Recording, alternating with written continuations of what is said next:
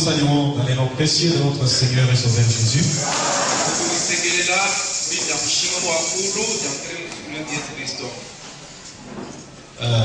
C'est un grand privilège pour nous. Chaque fois qu'on se retrouve ici, on est bien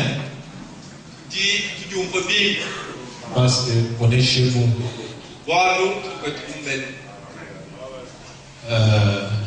Nous sommes venus pour pleurer notre maman qui nous a quittés.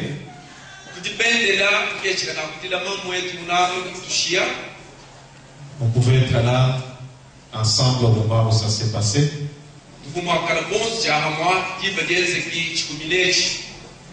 Malheureusement, les autres occupations ne nous ont pas permis.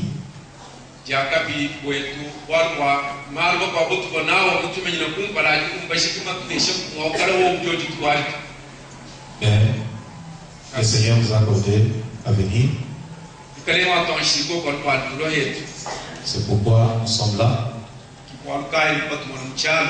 Et le Seigneur a voulu que nous puissions encore vous apporter quelque chose ce matin.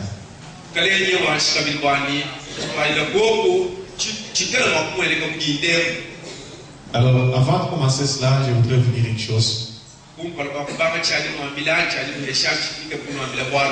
Que la maman qui est partie, c'est une grande dame.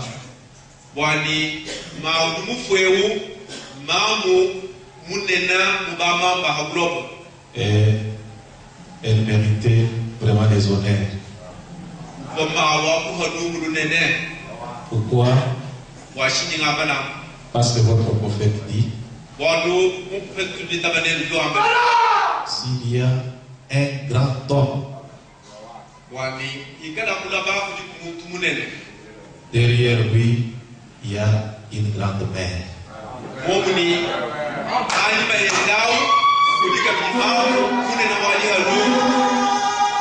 Il y a une mère vertueuse. C'est pourquoi il fallait vraiment qu'on soit là pour marquer de la présence en lui disant au revoir.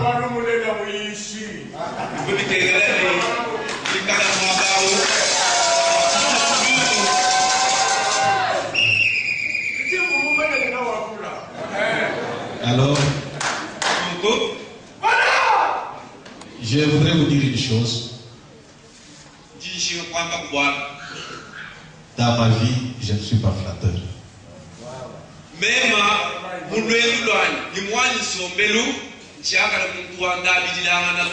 Si j'étais flatteur, je pouvais être très loin avec les choses de ce monde.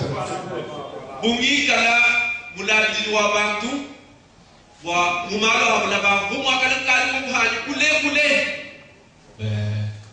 le Seigneur qui nous a aimés a voulu que nous soyons ce que nous sommes et qu'on dise la vérité.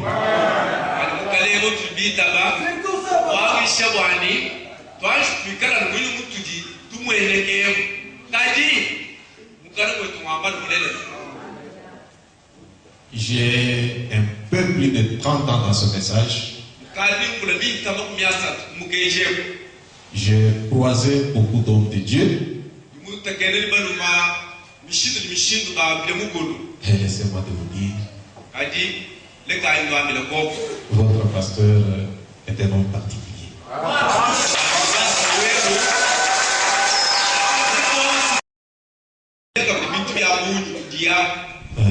Ma prière est que le Seigneur les garde avec beaucoup de force. Il y a encore beaucoup plus utile pour nous.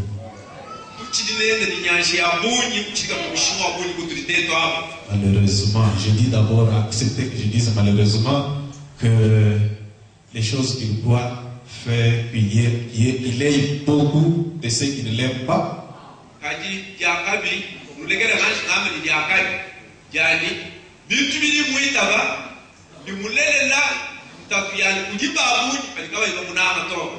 Puisque quand je venais en route ici, j'ai Je me suis rappelé de quelque chose que quelqu'un avait dit que celui-ci, ça c'était un homme à abattre.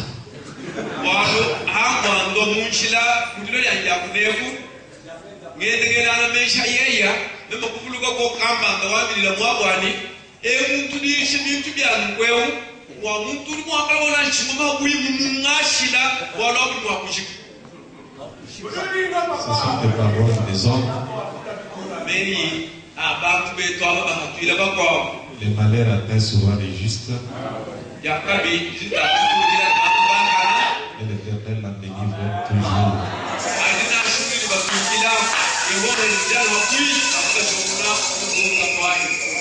Et Dieu assiste beaucoup. On a encore besoin de lui. Pour ce matin, je voudrais qu'on nage un peu dans le message sur un point. Alors, comme si tout va bien, je peux rentrer cet après-midi avec le pasteur André.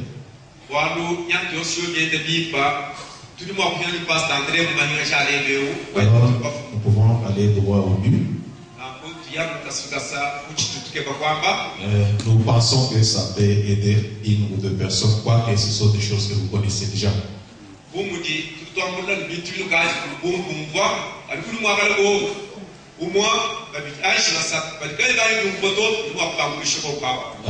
Je voudrais avant tout saluer de la part de mon épouse.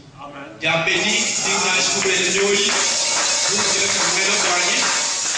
demander de vous saluer et de vous présenter mes condoléances. Et aussi, le cercle anciel a fait la même chose. Alors,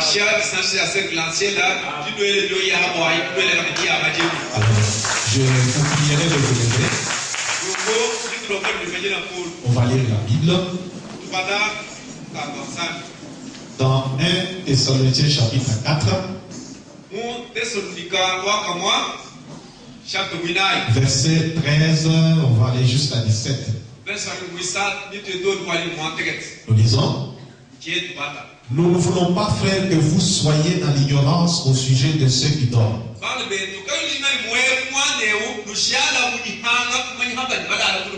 afin que vous ne vous affligez pas comme les autres qui n'ont point d'espérance.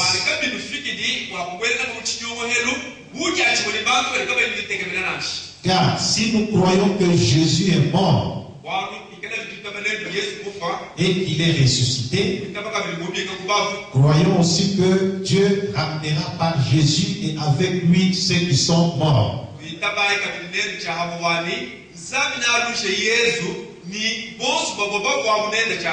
Voici en effet ce que nous vous déclarons d'après la parole du Seigneur. Nous les vivants restés pour l'avènement du Seigneur, nous ne devancerons pas ceux qui sont morts.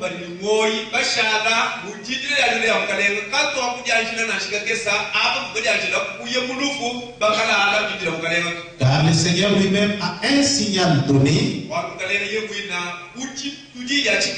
à la voix d'un archange et au son de la trompette de Dieu. Descendra du ciel et les morts en Christ ressusciteront premièrement. Ensuite, nous les vivants qui serons restés, nous serons tous ensemble enlevés avec eux sur les nuées à la rencontre du Seigneur dans les airs. Et ainsi nous serons toujours avec le Seigneur. Que le Seigneur bénisse sa parole. Si vous pouvez vous asseoir. Je veux parler ce matin sur une phrase que Frère Branham répète dans le message enlèvement.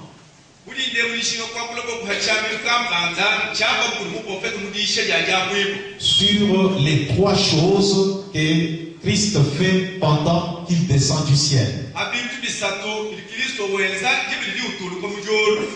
Dans l'écriture qu'elle veut lire, Dans Thessaloniciens chapitre 4, on nous dit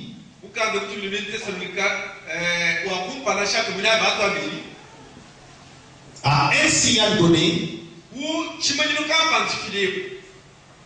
à la voix d'un archange, et au son de la trompette, Christ descend du ciel, les morts en Christ ressuscitent, ainsi de suite. Alors on parle de trois choses qui doivent se faire quand Christ vient.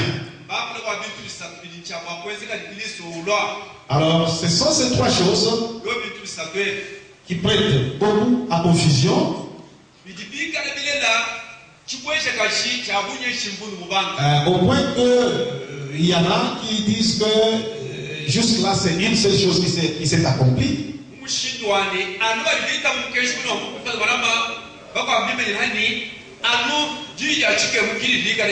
Les autres peut-être disent que non, il y en a deux qui se sont accomplis, ils attendent la troisième.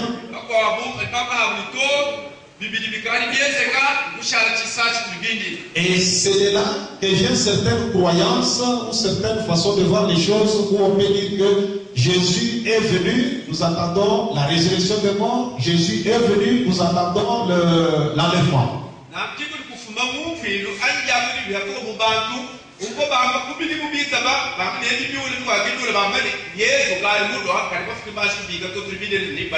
Alors, j'ai grandement besoin de votre attention pour que vous compreniez pourquoi nous disons que Jésus ne peut pas venir et nous on peut attendre l'enlèvement ou la résurrection.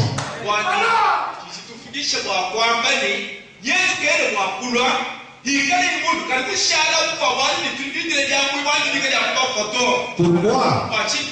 Parce que Branham nous a déjà enseigné ce que nous devons faire avec la parole.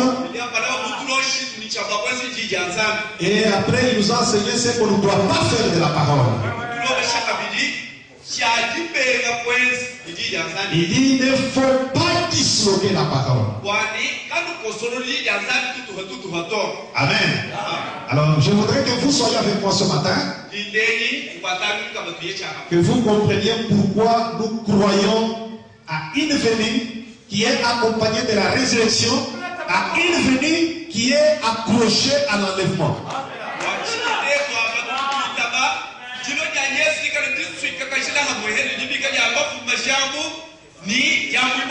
Ce sont des choses que nous croyons avec des pieds posés sur la terre.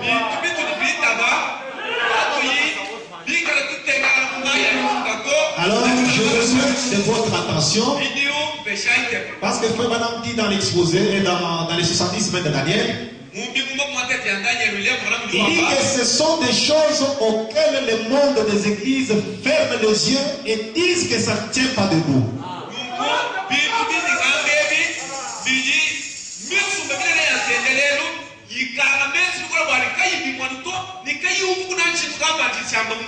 Et Frère Branham dit et le prophète dit, quand le soleil se lève, un incrédule peut se voiler le visage et aller se cacher sous le catacombe et dire qu'il n'y a pas de soleil. Ce n'est pas parce qu'il s'est voilé la face qu'il s'est caché que le soleil n'existe pas.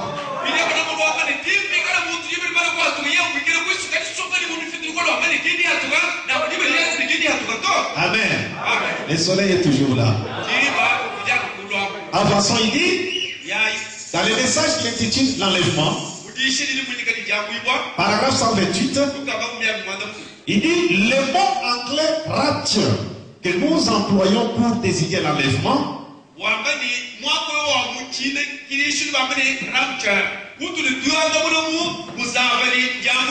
n'est même pas du tout dans la Bible en anglais. Nous avons simplement placé ce mot-là. La Bible dit plutôt got up, being got up, c'est-à-dire pris en haut, être pris en haut.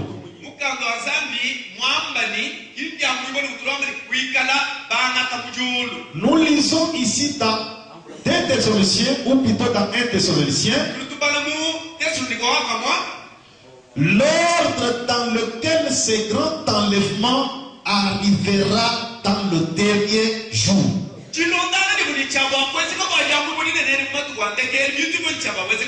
Amen. Ce que nous avons lu ici, c'est l'ordre dans lequel ce grand enlèvement arrivera dans le dernier jour. Écoutez ceci. Nous allons commencer avec le verset 13. Or, nous ne voulons pas faire que vous soyez dans l'ignorance à l'égard de ceux qui dorment,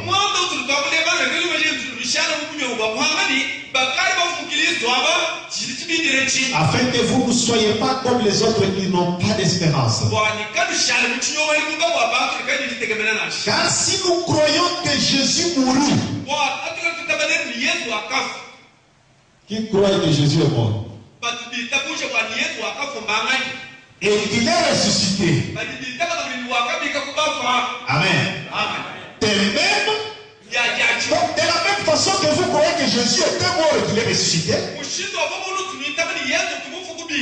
de même aussi, excusez-moi, il est ressuscité, de même aussi avec lui, écoutez, de même aussi avec lui,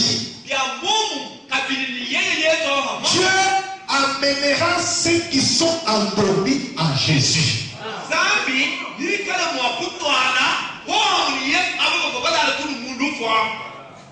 Donc, la résurrection est liée à Jésus. Tel que nous croyons que Jésus est mort et qu'il est ressuscité, tel que nous devons croire que Jésus en venant, il vient avec les morts. Et si nous croyons que Jésus était mort et qu'il est ressuscité, croyons aussi que Dieu ramènera par Jésus et avec lui ceux qui sont morts. C'est pourquoi il dit dans l'exposé, la venue du Seigneur est accompagnée d'une résurrection. Amen. Alors il dit ici, car nous vous disons ceci par la parole du Seigneur, et nous les vivants qui demeurerons jusqu'à la venue du Seigneur, nous ne dévancerons pas. Ce mot dévancer signifie faire obstacle. Nous ne ferons pas obstacle aucunement à ceux qui sont endormis.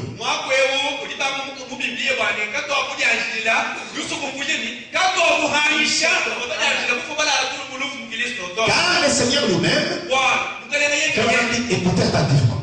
Car le Seigneur lui-même, avec un cri de commandement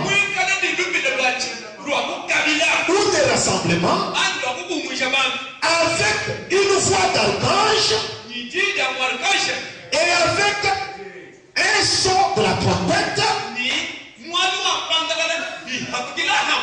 descendra du ciel. Si les cris, la voix et la trompette sont trois choses,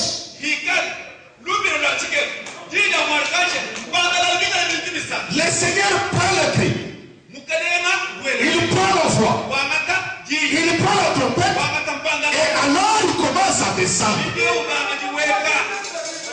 C'est ce que la Bible dit.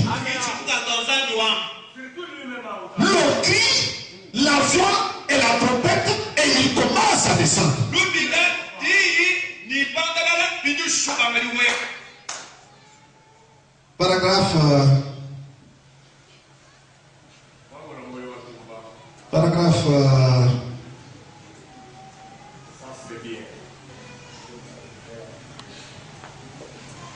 Paragraphe 100, je crois, 38.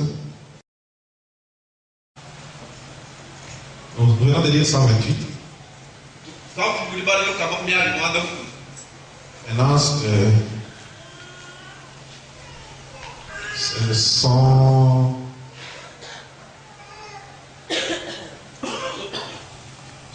100.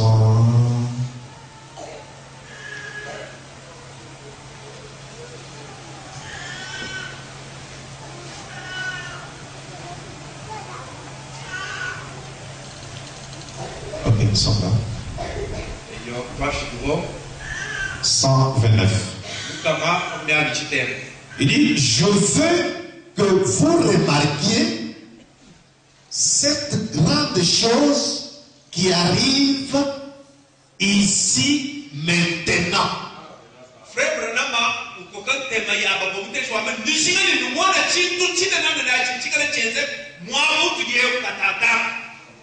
Maintenant, c'est pas quand moi je parle ici.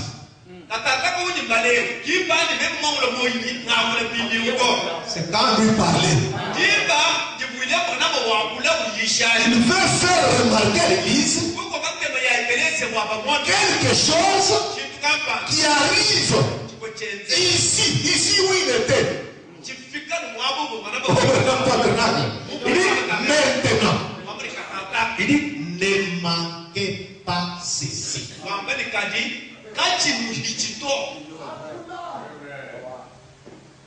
Notez bien. La parole dit ici dans 1 Thessaloniciens. Il a parlé de 2 Thessaloniciens, mais c'est 1 Thessaloniciens. Qu'il y a 3 choses. Au verset 16. Chapitre 13.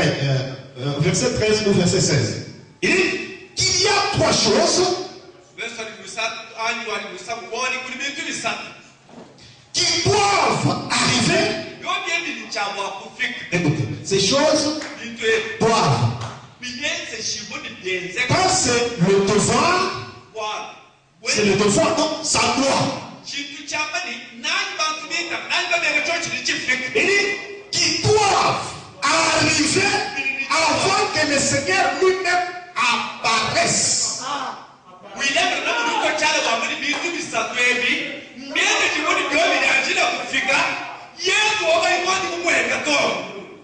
Il dit, j'aimerais attirer votre attention sur quelque chose qui est arrivé ici maintenant. 3 choses doivent arriver avant que Jésus n'apparaisse. S'il est apparu, 3 choses doivent arriver avant son apparition. Il dit rapidement maintenant, afin que nous puissions terminer, voyez-vous, la première chose qui doit arriver, c'est un cri de commandement. Puis une voix, et ensuite une trompette. Lisons-le maintenant, et voyons si c'est juste, voyez-vous. Car le Seigneur lui-même, verset 16, avec un cri de commandement, avec une voix d'archange, avec la trompette de Dieu descendant du ciel. Paragraphe 130. 3 choses doivent arriver avant que Jésus apparaisse. 3 choses doivent arriver avant que Jésus apparaisse. Il dit un cri de commandement, une voix, une trompette. Prenons les cris de commandement. Jésus fait ces 3 choses. Les 3 choses sont faites par Jésus. Il les fait où? Il les fait quand? 3 choses doivent arriver pendant. On dit bien pendant. 3 choses arrivent. Jésus fait ces 3 choses pendant qu'il descend.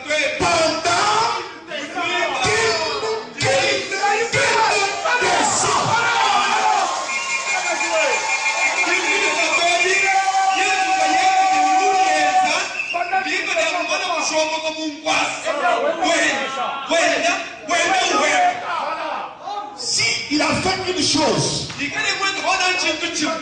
il l'a fait étant où?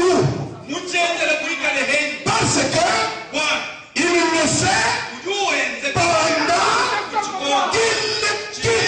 qu'il descend.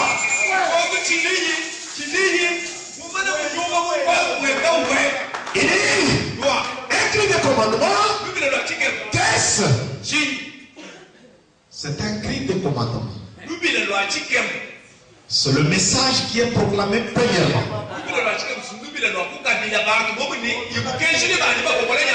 Amen. Jésus est au ciel. Quand il quitte le ciel, le trône du Père, il est obligé de prendre 3 sacoches. Et ces 3 sacoches, il les fait pas sur le trône, ni après son apparition, ni pendant son apparition. Mais il le fait chemin faisant du ciel dans les airs. Amen. Avant qu'il apparaisse, 3 choses doivent déjà être faites par Jésus. Il le fait pendant qu'il descend et avant qu'il n'apparaisse.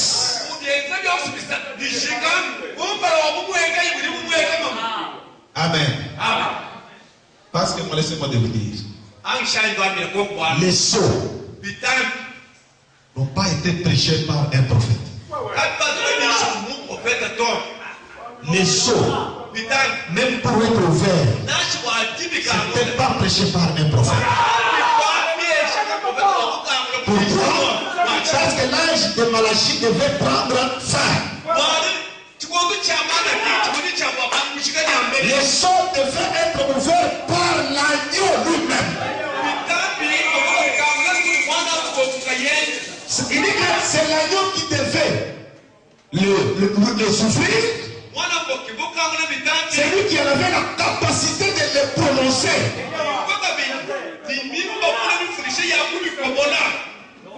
C'est pourquoi, en dehors de Frère Branham,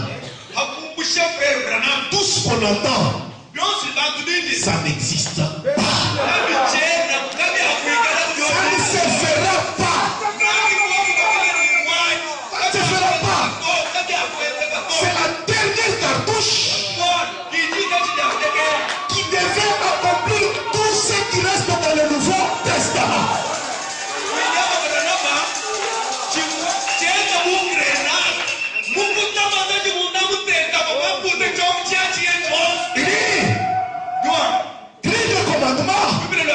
C'est le message qui est proclamé premièrement. Le pain de vie vivant. Un pain vivant. Amen. Jésus dit, Jésus le pain de vie. Et les pharisiens se sont fâchés. Un cri, c'est un message. C'est le pain de vie vivant. C'est le pain de vie vivant manifestant l'épouse.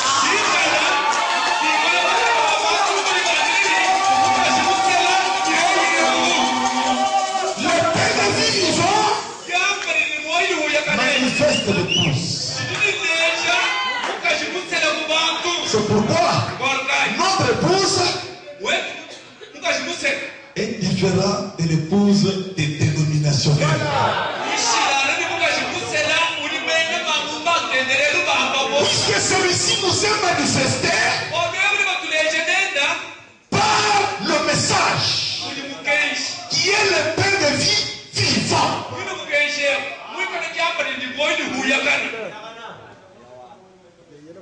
Amen. Moi je ne peux pas croire une épouse que les seins centrales et les gens de l'air d'adroit. Non. Non. 131. Dieu a une façon de faire les choses.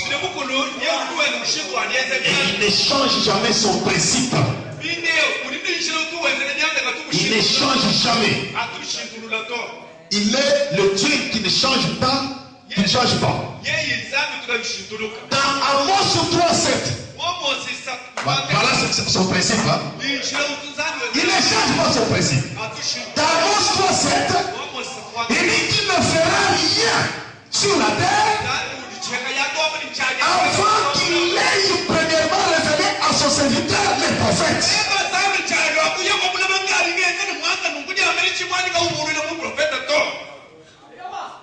Les choses qui vont arriver sur cette terre, ils vont.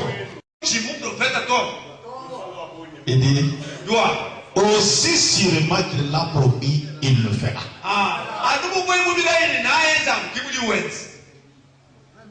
Verset 6. Dieu bien-aimé, en ce moment solennel, un jour, ce sera à un moment comme celui-ci que se fera entendre réellement un coup de tonnerre.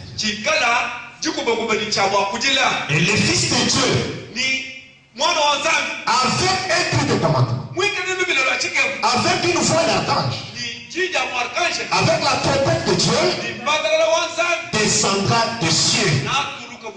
Et le mort en Christ ressusciteront. Et chacun de nous, nous savons et nous sommes conscients ce soir, Père, que nous aurons à répondre de chaque parole donnée et de chaque parole prononcée, et même les pensées qui sont dans notre cœur, nous aurons à répondre. Je te dis, oh Dieu, au nom de Jésus, de purifier chaque cœur qui est ici,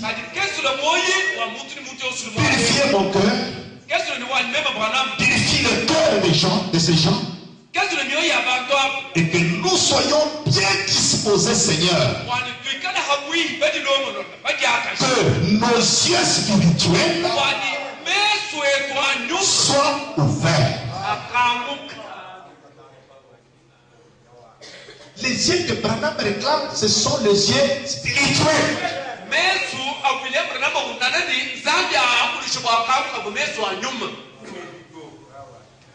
C'est pas qu'on parle de la parole. Vous vous demandez que les complets qu'il porte là, ça c'est un complet de $10.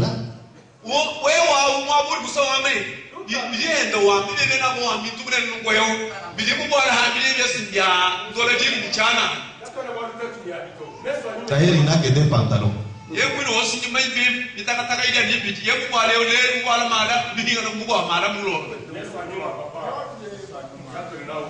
Que Dieu nous ouvre les yeux spirituels ce soir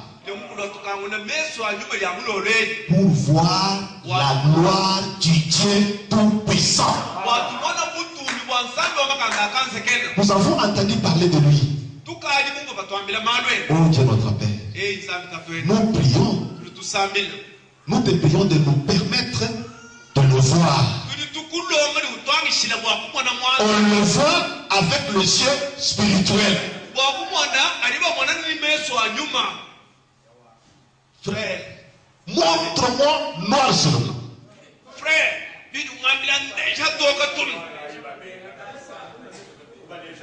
Père, accorde ces bénédictions.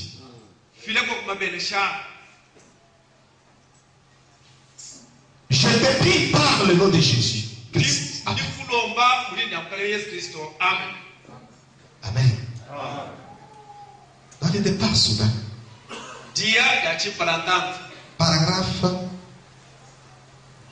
111. Excusez, on va lire ça après.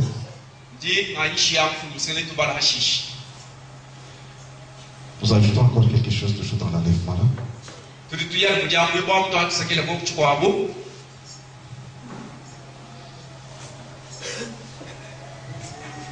Je souhaite si on peut me trouver le message enlèvement. Il semble que je peux. 141. Il a ordonné que ces choses soient.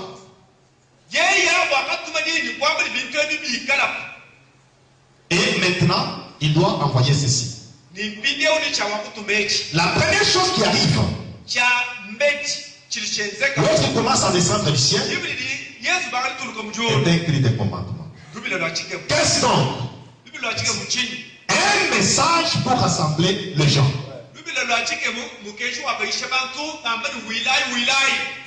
Un message est proclamé premièrement.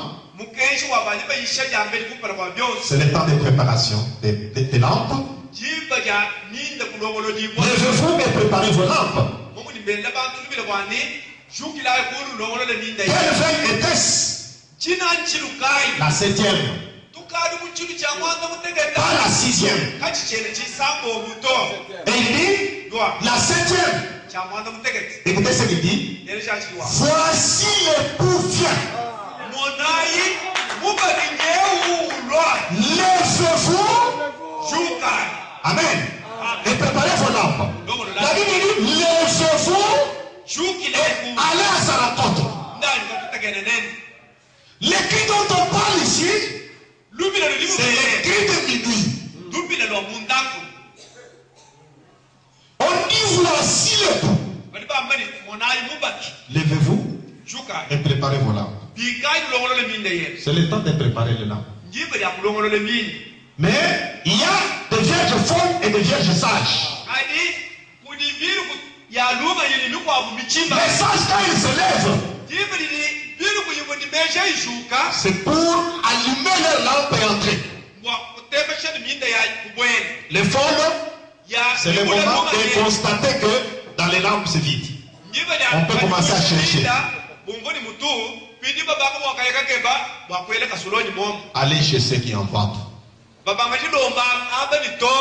Quand on revient, on trouve que la porte est déjà fermée.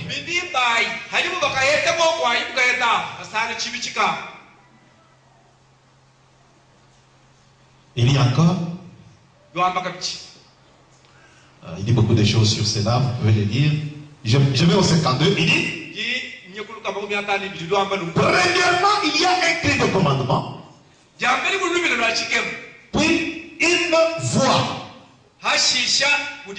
Et ensuite une trompette.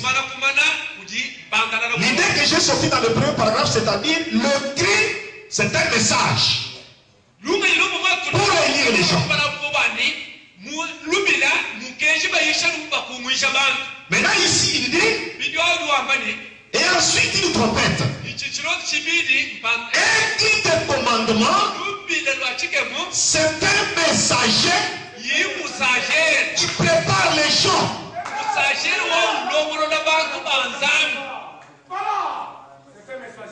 C'est l'une des choses que Jésus fait pendant qu'il descend. Pendant que Jésus descend,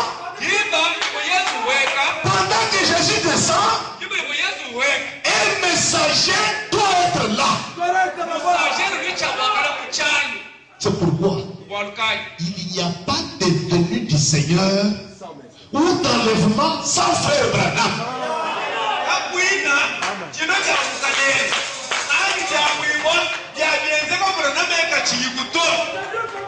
C'est pourquoi il dit, quand cet ange descend,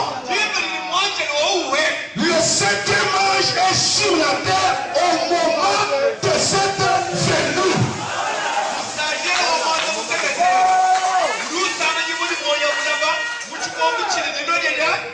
Jésus est censé trouver Branham vivant sur la terre.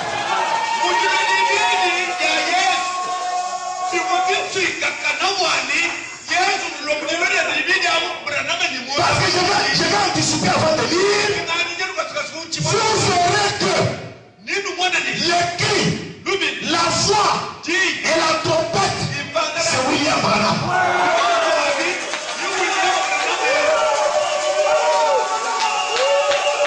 Vous allez le voir. C'est pourquoi je vous dis qu'il pleuve ou qu'il neige. Même ceux qui parlent sont nombreux comment.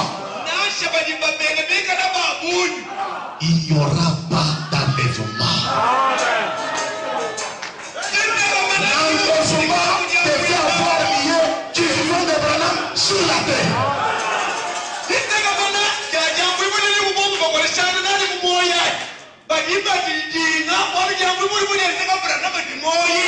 D'ailleurs, nous sommes déjà hors calendrier. Nous sommes déjà hors calendrier.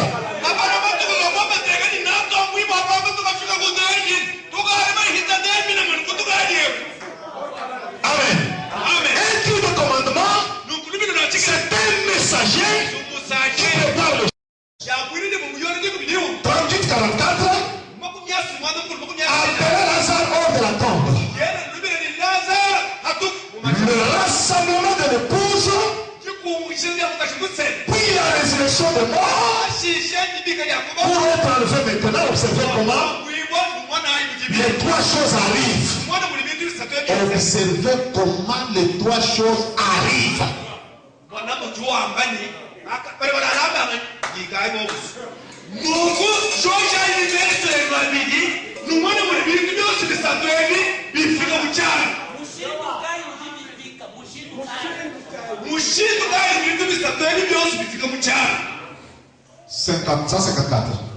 La première chose qui s'est produite, c'est un message qui appelle l'épouse à se rassembler. La chose suivante, c'est la résurrection de l'épouse qui dort. Écoutez, celle qui mourut dans les autres âges.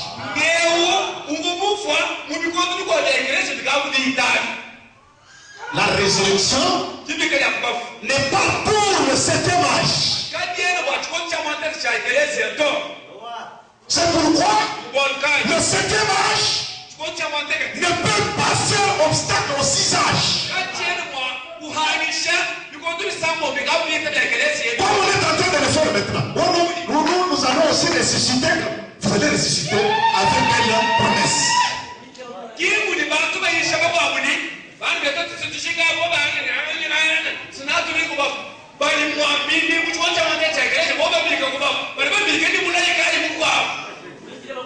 Amen. Enlèvement 106, 107. Il dit, c'est le 7e âge de l'église qui est pris dans l'enlèvement. Tous les 6 autres mourirent. Je monte à 105. Nous voyons ici qu'Enoch était le 7e depuis Noé.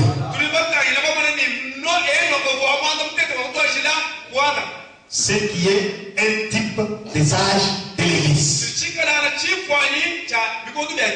Les 6 autres hommes qui étaient avant lui moururent. Mais Enoch fut enlevé, montrant que c'est le 7e âge de l'église qui est pris dans l'enlèvement. Maintenant, il n'y a aucun doute que nous sommes dans le 7e âge de l'église. Nous savons tout cela. Vous êtes le 7e âge. Vous mourrez. Votre messager meurt. Avant l'enlèvement, c'était le type de la Bible. Quand vous brisez le type, vous n'êtes plus de la symphonie de Dieu.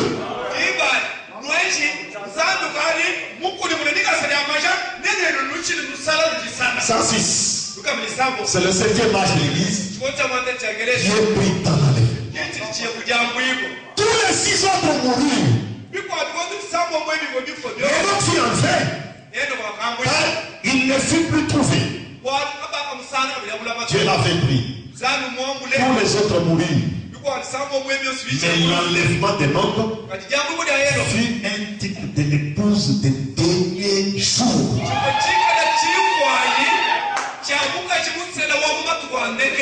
Qui sera appelé hors du 7e âge de l'Église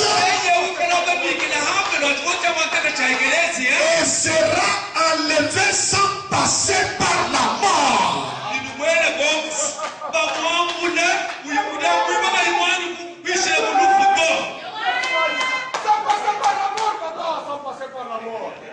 Amen.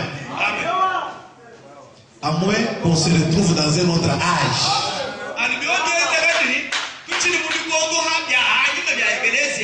Là, on peut s'attendre à un enlèvement.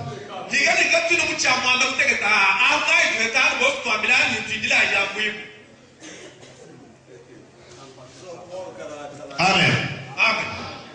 On peut avancer? Et dit ceci.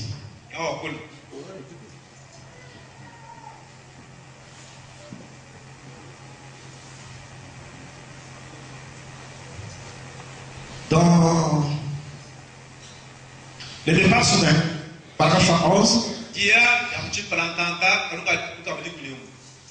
Oh frère, vous savez, Jésus, l'avenir n'est pas secret, c'est l'enlèvement qui sera secret.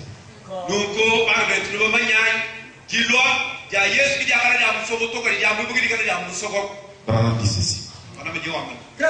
Cette venue secrète du Seigneur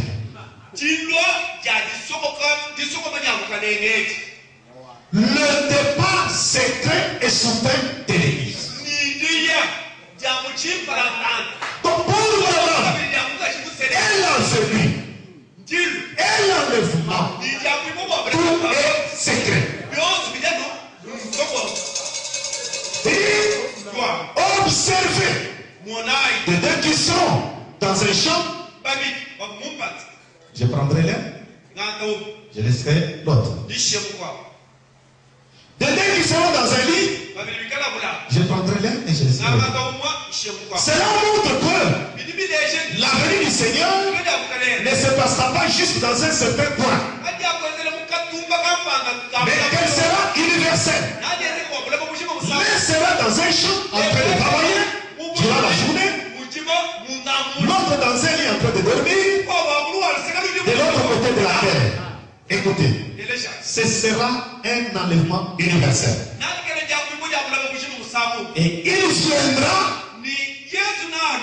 avec le cri, avec la voix de la danse et le son de la trompette de Dieu sonnera. Il ne vient pas laissant quelque chose d'autre. Il vient avec. Vous allez comprendre pourquoi. L'écrit, il a défini, c'est un message. Il a dit, c'est un messager. Vous allez voir que nous ne sommes pas des témoins de Jéhovah. Le fils ne fait rien que ce qu'il va faire au Père. Vous ne voyez pas, frère? Le fils ne fait rien que ce qu'il va faire au Père. Il y a la différence entre le fils et le Père.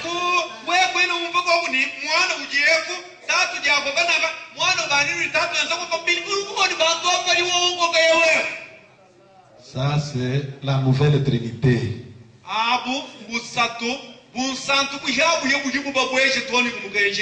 Les trois esprits sous forme de grenouilles.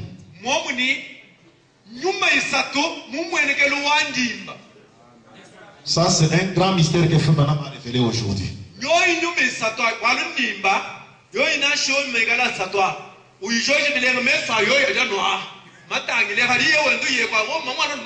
Paragraphe 107. 108. Et on va descendre jusqu'à 109, 110. Il dit ceci. Il dit, il viendra un homme. Et il est au milieu de vous. En ce moment. C'est toujours ce langage-là. C'est ça l'esprit d'Élie. Il viendra un homme et il est au milieu de vous en ce moment. Quelque part là. Et il ôtera le péché. Et les prêtres en étaient scandalisés. Les gens qui ont toujours été scandalisés les premiers, ce sont les prêtres.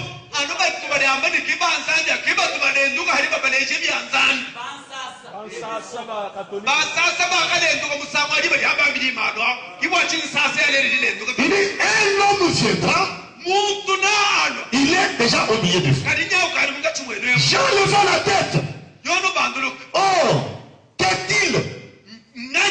Le prophète. Et voici la parole. Voici que j'ai la parole. Voici est venu au prophète dans cette dispensation de la grâce dans l'eau.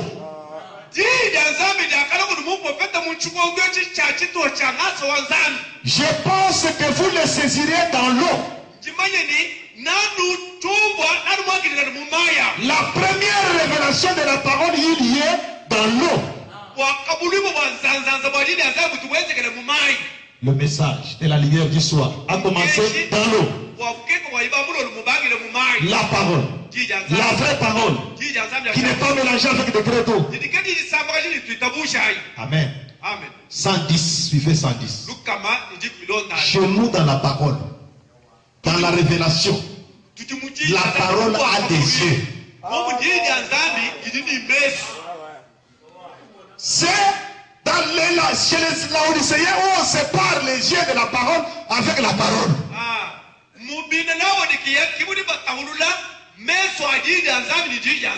Remarquez. Pouvez-vous imaginer les yeux de la parole et les yeux du prophète se croisant dans l'eau?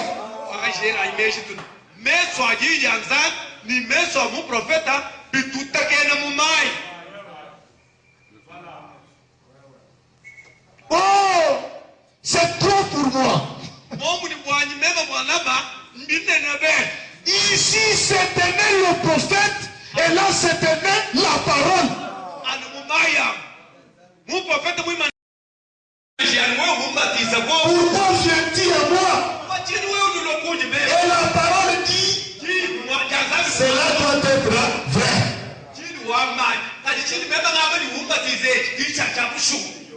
Amen. Mais laissons accomplir toute justice.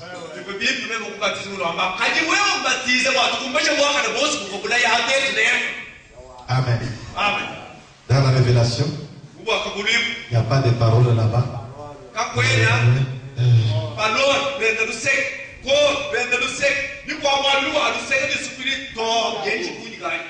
Soyons prêts pour ce qui de minuit. Ça vient à l'heure où vous ne vous y attendez pas. Il y aura un cri. Écoutez, il y aura un cri. Pas parmi le monde des incrédules.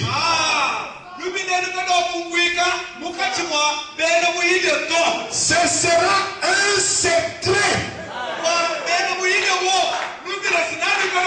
Le Christ c'est un secret. Mais parmi les croyants qui s'attendent à ceci, c'est pour un petit groupe de gens. C'est pourquoi Branham dit la préoccupation de Jésus lors de sa venue, c'était que quand il viendra, trouvera-t-il la foi sur la terre?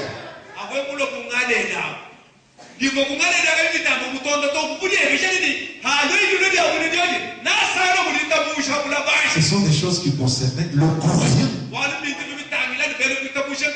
Le Christ, c'est un prophète. Le prophète, c'est un message. Et ce cri retentit au milieu d'un petit groupe de croyants. Ça ne concerne pas tout le monde. Parce que tout le monde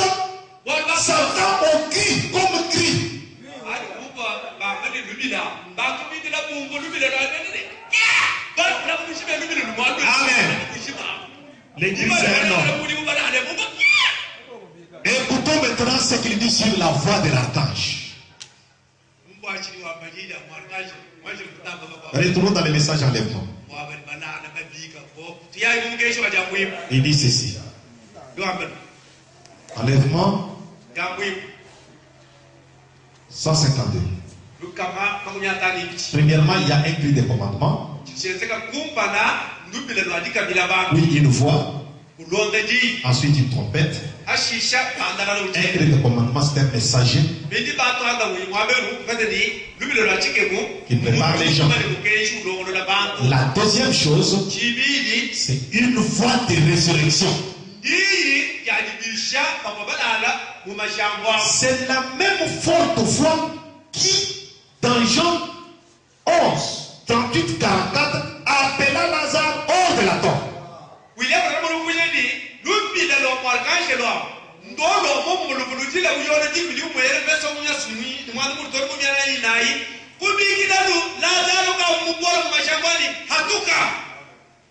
Hein? Le rassemblement de l'épouse, puis la résurrection des morts, pour être enlevé. Maintenant, observez comment les trois choses arrivent.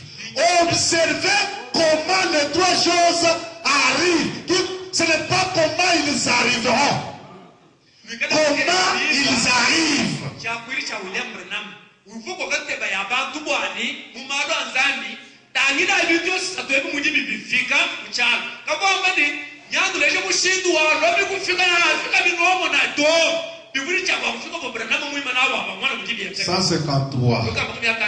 Quelle est la chose suivante? C'est une trompette. Un cri de commandement.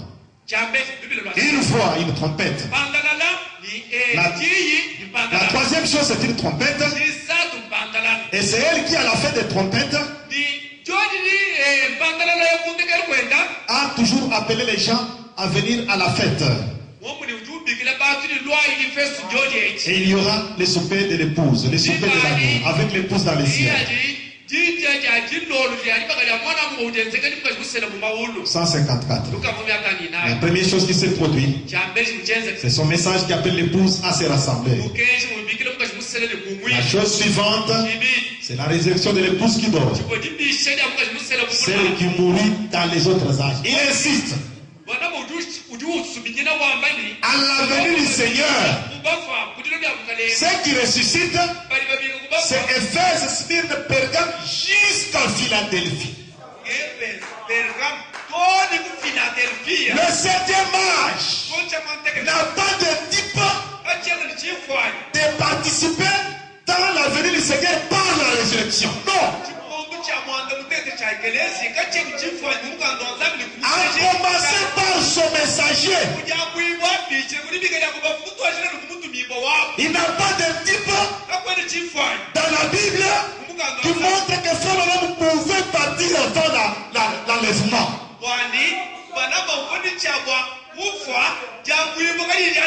Ça n'existe pas. Aucun type dans la Bible. Mais tous les types montrent que quand Jésus vient, Branham doit être du groupe des translatés.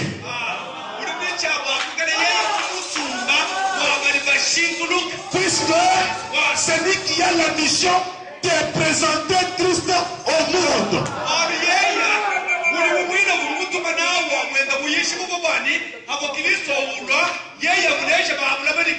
Il a la mission de présenter Christ et aux vivants et aux morts.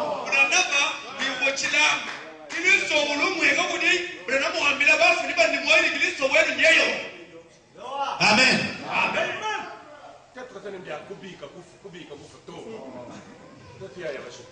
Celles qui mourent dans les autres âges, ils sont enlevés ensemble. Et la trompette les appellera à la fête dans le ciel.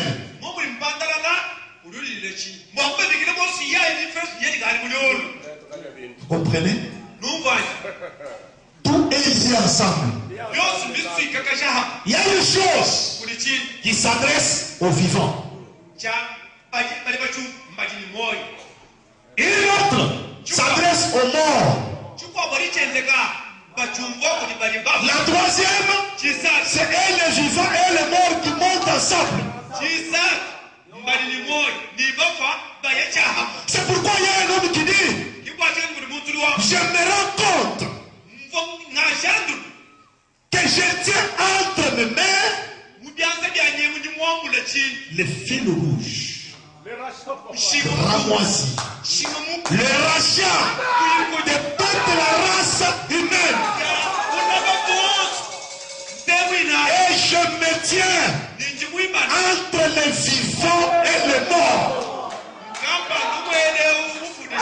C'est pourquoi, pendant qu'il prêchait, laissez-moi vous dire, les morts venaient écouter la parole.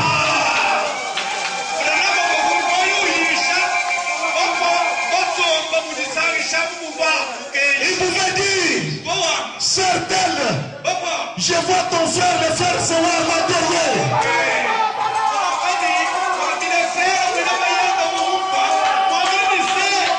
Il est là, en train de pousser des alléluia, des amens.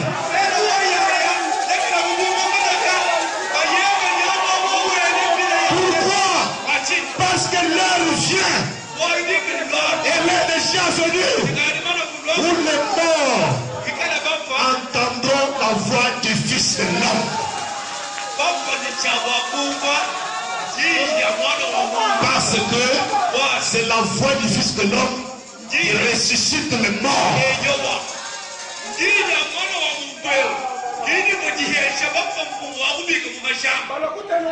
La voix qui a ressuscité Lazare, c'était la voix du Fils de l'homme. Et c'est la même voix. Nous allons voir cette voix-là. Et c'est une voix comme la mienne. Le prophète va nous dire que ça s'appelle comme ça.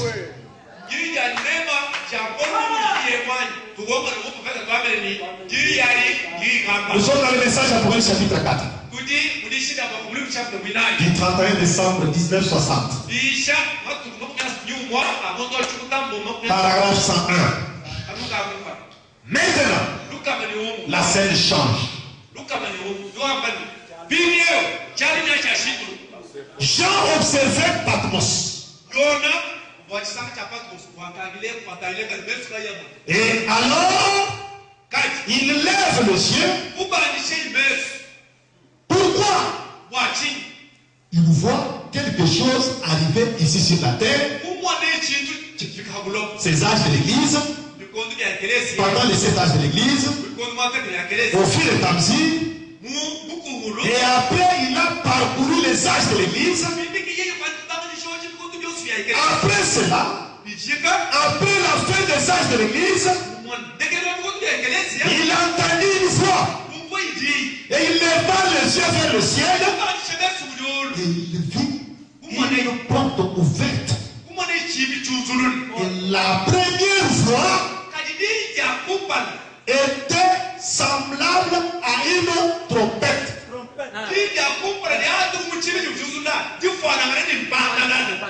Ici, vous allez commencer à voir que la voix et la trompette sont presque réunis.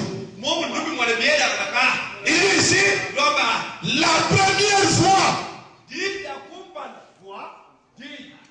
La première fois était semblable à la trompette. Très bien. Très bien. La scène passe de Patmos au ciel.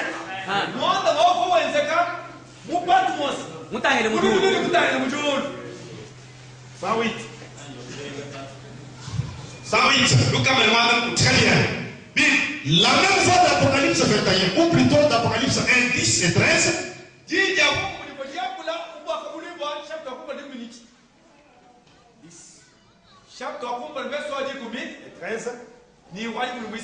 j'aimerais que vous fassiez attention.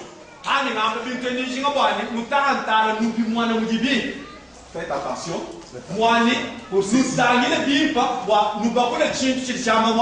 La voix qu'il entendit lui parler avait la clarté d'une trompette.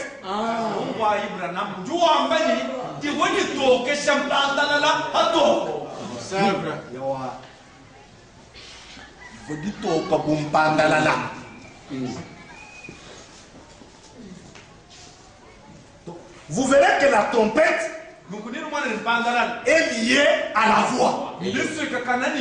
Quand on parle de la trompette, c'est simplement pour montrer que la voix émettait un son clair.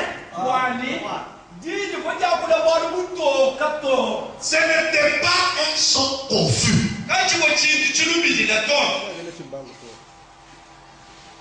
Nous sommes en train de partir pour enlever les idées du dénominationnel, de penser aux trois choses à la manière dénominationnelle. Nous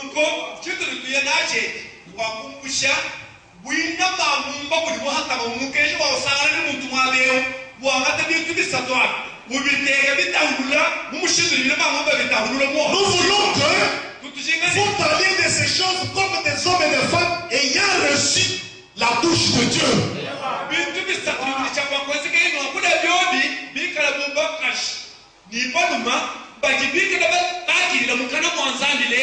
hommes et des femmes dont la Bible est devenue nouvelle.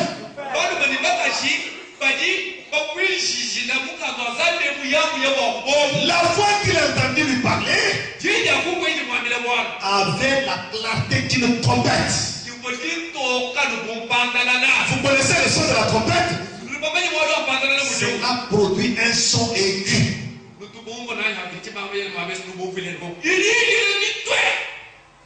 Qu'est-ce que signifie la trompette dans la Bible?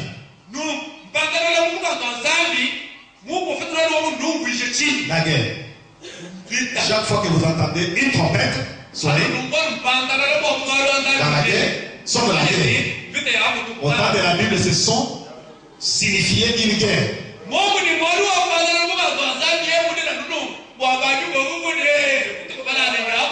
Soit une révélation.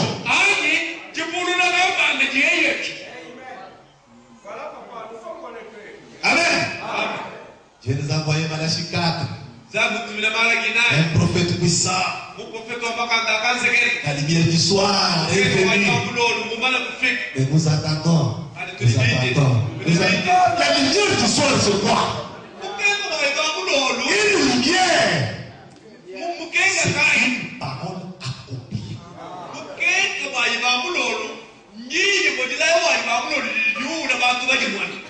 La trompette, c'est une révélation. Soit quelque chose qui doit arriver. 149. Remarquez maintenant. Voyons ce que c'était. Aussitôt je fis la vie en esprit. Et voici il y avait un trône dans le ciel. Et sur ce trône quelqu'un était assis. Celui qui était derrière lui. Puis il regarda tout autour et il lui montra tous les âges de l'église. Là, il se tenait au milieu des âges de l'église. Des 7 chandeliers d'or. Alors il entendit cette voix. Une voix de l'archange. Christ est la voix de l'archange.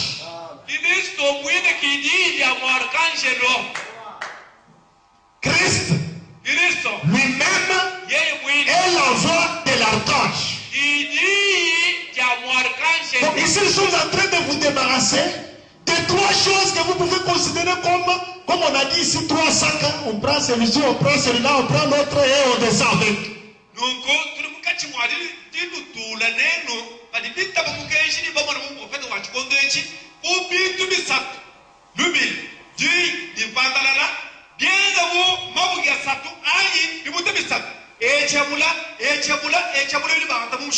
La voix, c'est la voix de Christ. Christ est la voix de l'archange. Donc c'est pour vous dire que Si la foi ressuscite les morts, c'est la présence de Christ qui ressuscite les morts. Et enlever les calculs dénominationnels. Enlever la vision de la Bible telle qu'elle est écrite.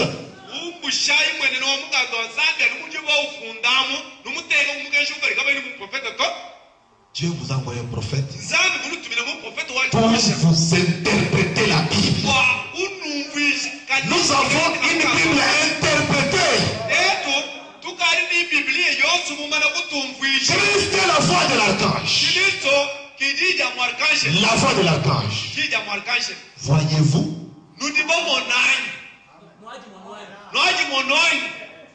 Voyez-vous?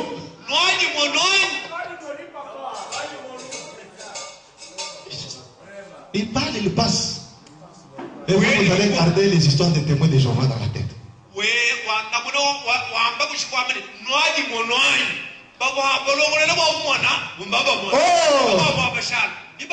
Ce sont de la trompette de Christ.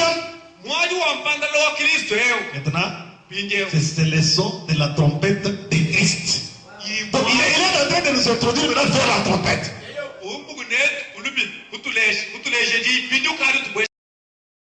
Et il répond, mais voici. Et il est ressuscité d'entre les morts. Après qu'il fut mort et que son corps y périt. 154. Cette même voix a dit à Jean. C'est pour vous dire, cette même personne dit à Jean, monte ici, je te ferai voir ce qui est sur le point d'arriver. 155. C'est la même voix qui se fera entendre quand les morts en Christ ressusciteront. Amen. Oh là là. C'est la même voix qui se fera entendre quand les morts en Christ. Et vous allez voir la fois maintenant vous dire. Suivez la phrase que je vais vous dire ici.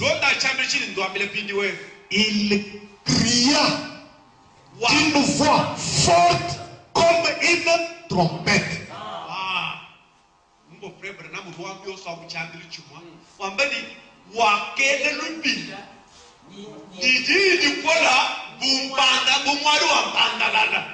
La voix, le cri et la trompette. C'est pourquoi il fait ces trois choses pendant qu'il descend. Quand il apparaît,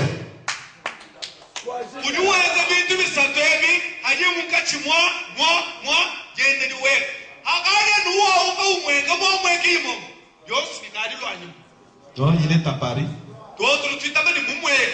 Il y a une chose qui reste, deux autres restent. Nous croyons il tout ça. Essaie de nous tirer comme ça. Il a entendu une voix comme le son d'une trompette. Dire, monte ici. Voyez-vous comment la résurrection se fera? Ce sera en un instant. Mais ils ne savaient pas que dès qu'ils ont tourné le dos, la colonne de feu est arrivée. Ceux qui avaient la révélation entrèrent. Mais là, quand ils reviennent, ils trouvent la nuée. Regarde, voici ses yeux, voici sa bouche, voici sa barbe. Il est venu, mais nous attendons l'enlèvement. Nous allons leur dire, l'enlèvement a déjà eu lieu.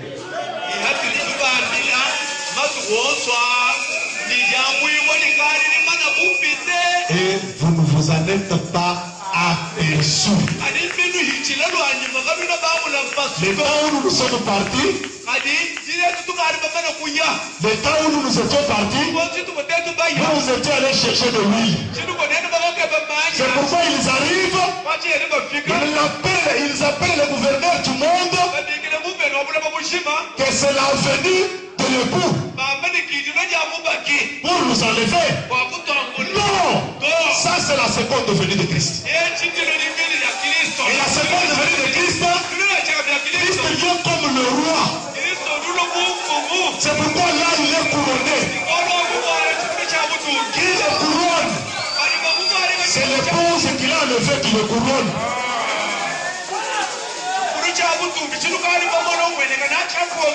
C'est pourquoi il dit, la nuée de gloire, il dit ça ce n'est pas l'enlèvement. C'est quand il vient prendre sa place du gouverneur du monde. Ça c'est le gouverneur du monde.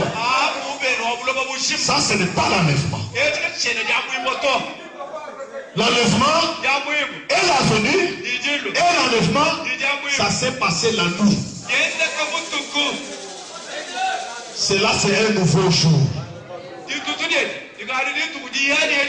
La nuée ne s'utilise jamais la nuit.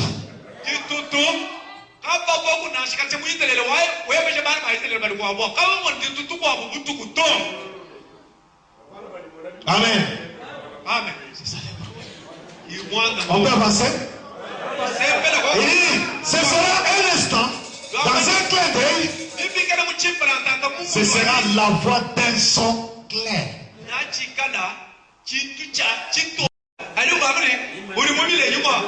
Et toi tu commences à cacher les babouches que tu portes.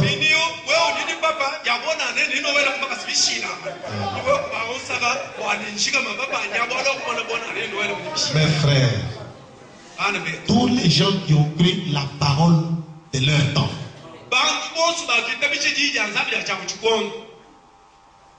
ça a toujours été des gens méprisés des autres. Amen. Prenez toute l'histoire. Prenez Jésus. L'église de Jésus était de combien? Prenez William Branham. L'église de Branham, si c'était plein, c'était 300 personnes. Amen. Branham dont vous lisez, vous parlez là, 300 personnes.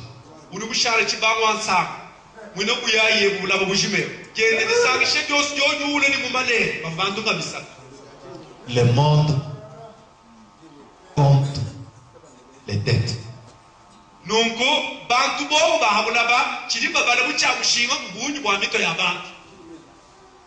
Mais Dieu pèse.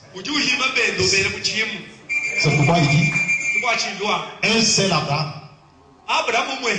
valait 100 lots.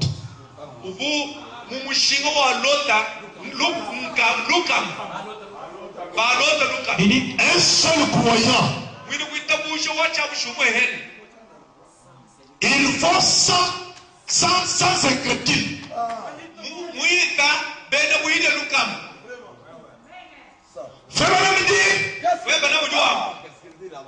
Billy Graham ne vaut même pas la moitié de Feneville.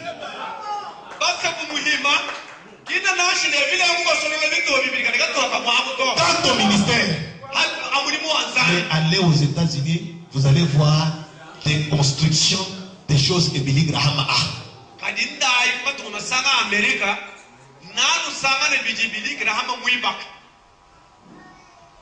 Vous trouvez aujourd'hui un révérend pasteur, pasteur,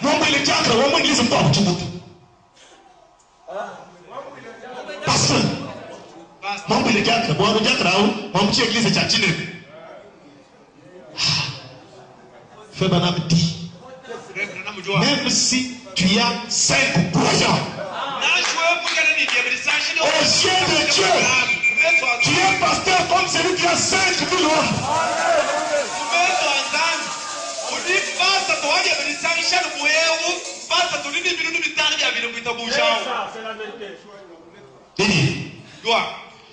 C'est de quoi plonger les gens dans la confusion.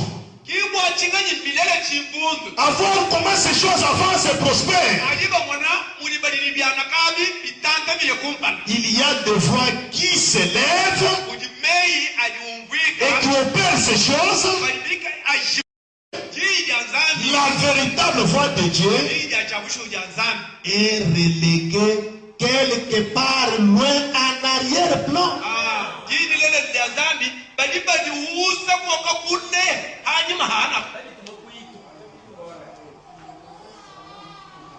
C'est vous qui devrez valoriser ces choses.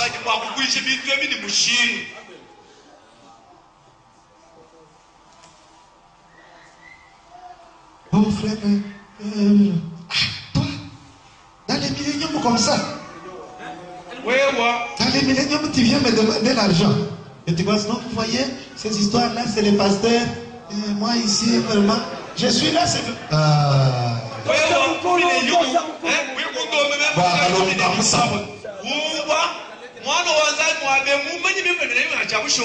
Paragraphe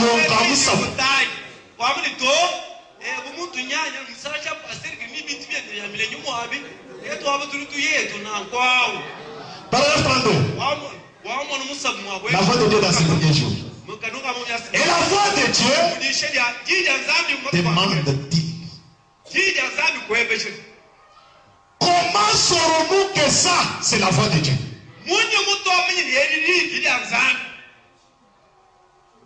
En effet, aujourd'hui. Comment saurons-nous aujourd'hui que c'est ça la voix de Dieu? Parce que Christ en descendant, il vient avec les cris, la voix et la trompette. On répond. La voix de Dieu, c'était donc un prophète confirmé.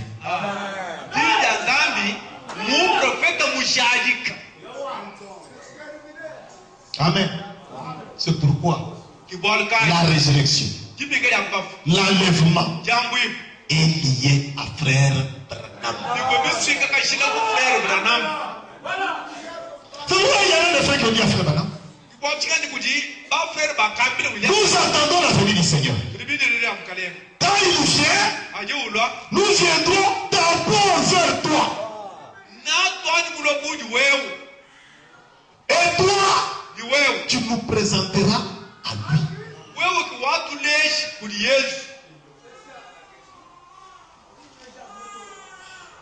C'est donc un prophète confirmé. C'était donc un prophète confirmé. Eh bien, aujourd'hui, nous savons que ça, c'est la voix de Dieu. C'est la voix de Dieu. Parce que c'est la manifestation de la parole du prophète.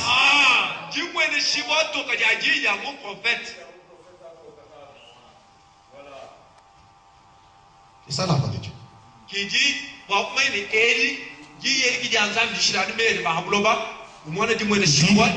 Ceci est le prophète de Dieu. Et la vraie voix de Dieu ne peut que ramener ce véritable Dieu vivant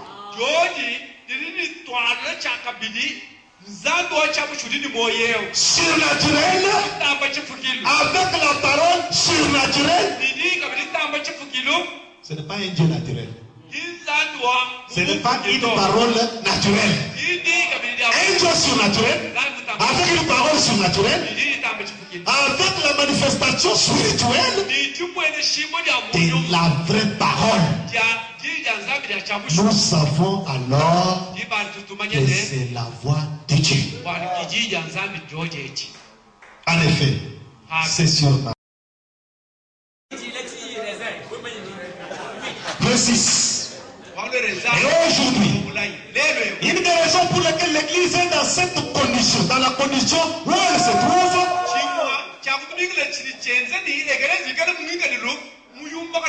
C'est qu'il y a tellement de voix, tellement d'autres voix qui attirent l'église. La détournement de la voix de Dieu, qu'il est devenu très incertain que beaucoup entendent la voix de Dieu que celui-ci.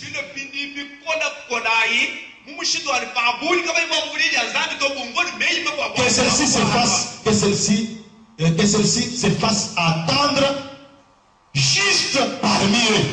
Il faut que cela s'attende parmi eux.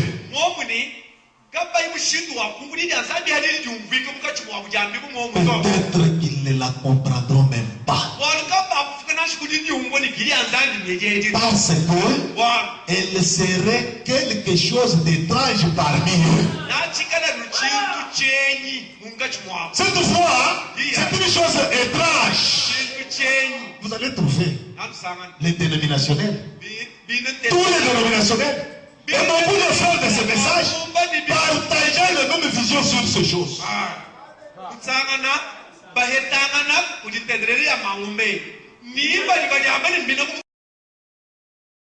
Elles célèbrent leur témoignage avec leur sang. Il ne s'agit pas de défoncer ou de faire obstacle à ceux qui sont morts. Car la trompette de Dieu sonnera. Écoutez, quelque chose se passera. Quelque chose en rapport avec l'évangile. Sonnera l'annonce de sa venue. C'est pourquoi vous verrez que le tout, il faut la présence d'un prophète. C'est lié à l'évangile. Parce que même les juifs, l'évangile qu'ils reçoivent, ce n'est pas un évangile différent de celui qui est ici. C'est ce que le prophète enseigne. Alors c'est pourquoi tout doit se faire avec l'homme des nations. Pourquoi? Parce que comme les juifs ont apporté le message chez les nations apportent aussi le message chez les juifs. C'est un temps de chevauchement. Alors il dit, les morts en Christ résisteront premièrement. Et les vivants qui sont restés. Alors c'est pour vous dire que quelque chose de l'évangile sonne l'annonce de sa venue. C'est l'évangile. C'est la parole. Maintenant cette trompette, la dernière trompette, cette grande trompette, qui quand elle sonne, tout le monde se rassemble à Jérusalem. Et que le millénium commence. Ça sonne où? Ça sonne quand? Amen. La brèche. 256. Et 248. Il dit. Et même les vivants qui seront restés jusqu'à sa venue ne devanceront pas ceux qui se sont endormis. Car la trompette de Dieu sonnera.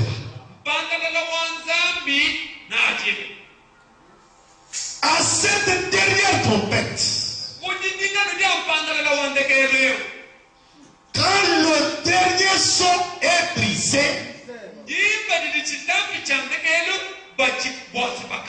et comme le septième ange donne son message,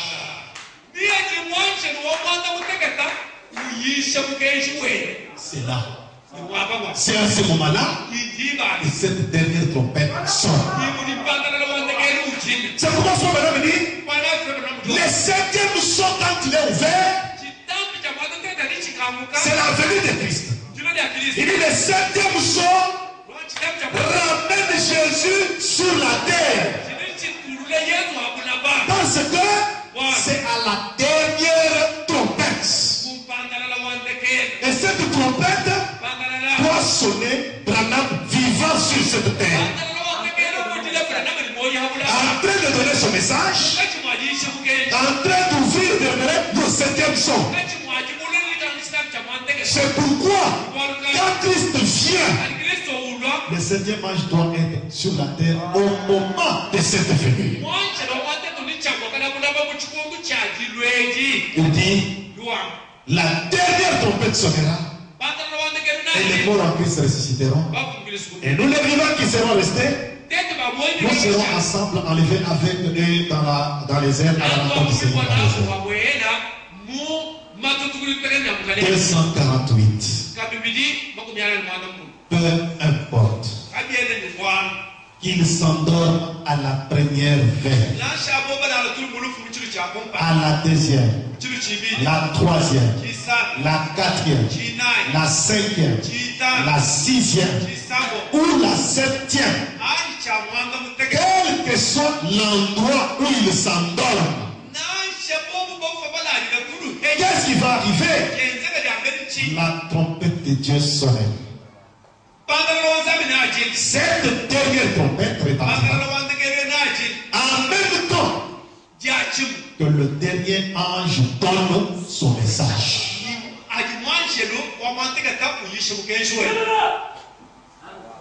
Cette dernière trompette sonne en même temps que le dernier ange donne son message.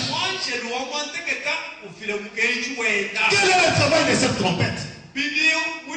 C'est une trompette qui introduit la venue d'un personnage important. C'est pourquoi il dit nous ne serons pas nés sur la scène. Nous ne serons pas nés sur la scène. Nous ne serons pas deux sur la scène. Je dois diminuer afin que nous. C'est pourquoi cette dernière trompette qui fait que tout le monde se rassemble à Jérusalem. Amen. Parce que même les Juifs ont été repoussés de partout sur la face de la terre. On a envoyé des vents pour les repousser et les rassembler tous aux États-Unis. Parce que Jérusalem dont on parle, ce n'est pas là où on est en train de tuer déjà. C'est la Jérusalem spirituelle. C'est celle qui est notre mère. Donc cette trompette sonne à Jérusalem. Et toutes les nations doivent se retrouver autour de la nouvelle Jérusalem. C'est pourquoi aujourd'hui, pour qu'un prédicateur, même s'il est dénominationnel, pour avoir du succès dans ce qu'il dit, il faut qu'il aille à Jérusalem. Il faut qu'il vende quelque chose de Jérusalem.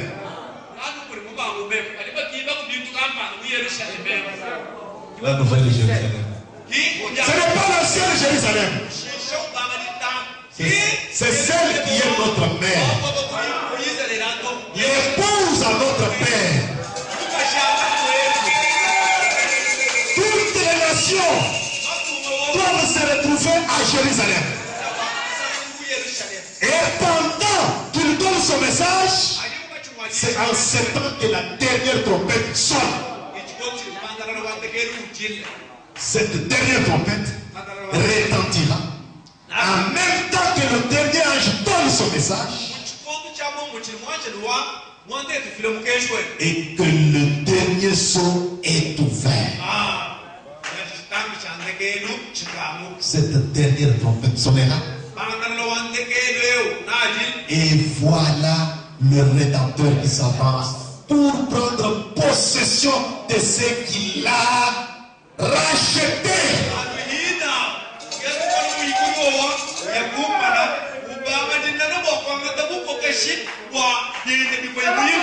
Son église lavée par le sang. Amen. Soyez contents. Soyez heureux d'être rachetés par son sang. Et les fils cramoisis étaient entre les mains de William. C'est pourquoi la venue de Jésus était liée au ministère de William. Puisque chaque fois que la pierre de fête est posée, elle doit être posée sur une base solide. Il fallait un ministère qui pouvait supporter le poids de la pierre de fête. Il n'y en a pas un autre en dehors du ministère de William.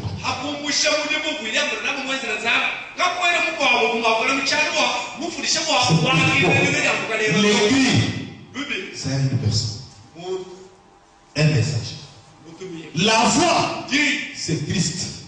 Christ, c'est quoi? Un homme ouvrant. Amen. Christ est la voix de l'archange. La voix de l'archange, c'est Christ. La trompette, elle dit que la voix, c'est quoi? La voix, c'est la confirmation de la parole du prophète. La trompette, c'est la trompette de l'évangile, apportée par le même Christ. C'est ainsi que, pour clore la Bible et l'Ancien et le Nouveau Testament, parce que laissez-moi de vous dire, l'Ancien Testament parlait des morts. Le Nouveau Testament parlait des vivants. Et tous ces gens, pour voir Christ, ils avaient besoin de William. C'est-à-dire que quand il est venu, il devait interpréter, il devait expliquer. Et l'Ancien et le Nouveau Testament, les prendre tous deux, les présenter à Christ. C'est pourquoi chef-d'œuvre dit, l'épouse doit accomplir tout ce qui est écrit dans le Nouveau Testament.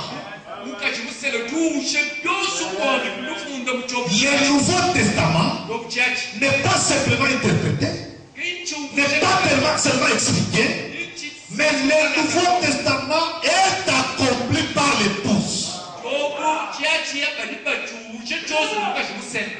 Mes frères, prenez courage.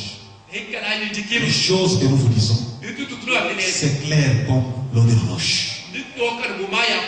Mais est-il que ça vous demande une dimension prophétique? Puisque c'est un message prophétique pour un peuple prophétique. C'est un message que vous pouvez comprendre avec le cœur, que vous pouvez voir avec le cœur. La tête, allez à l'université. Ici, si vous venez avec ça, tu vas t'attendre trop comme ceux qui attendent. C'est pourquoi Jésus a dit, si vous ne pouvez pas naître de nouveau, vous ne pouvez ni voir ni attendre le royaume de Dieu. Quand vous naissez de nouveau, la nouvelle naissance, ça se passe à l'intérieur. C'est aussi un mystère qui a été révélé aujourd'hui. Dès que vous naissez de nouveau, et naître de nouveau, frère Madame dit, dans Christ le mystère de Dieu est révélé. C'est Christ qui se révèle personnellement à vous. Mais vous allez trouver aujourd'hui un homme qui regarde frère Madame là-bas. Il vous dit que non, c'est une messiette. Nous avons appris dans l'ABC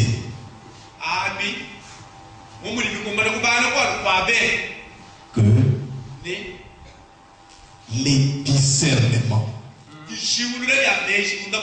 C'est un signe messianique. Il n'y a que Christ qui discerne les pensées.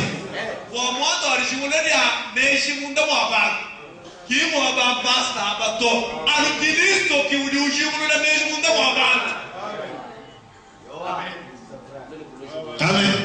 Si vous voyez nous qui discerne les pensées,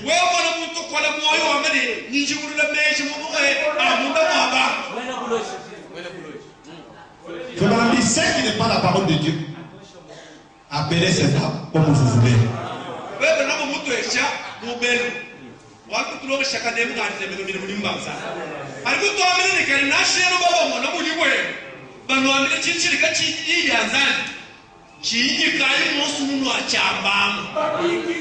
Amen.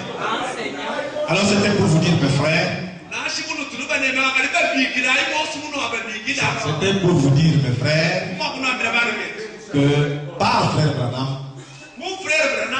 Dieu a tout accompli.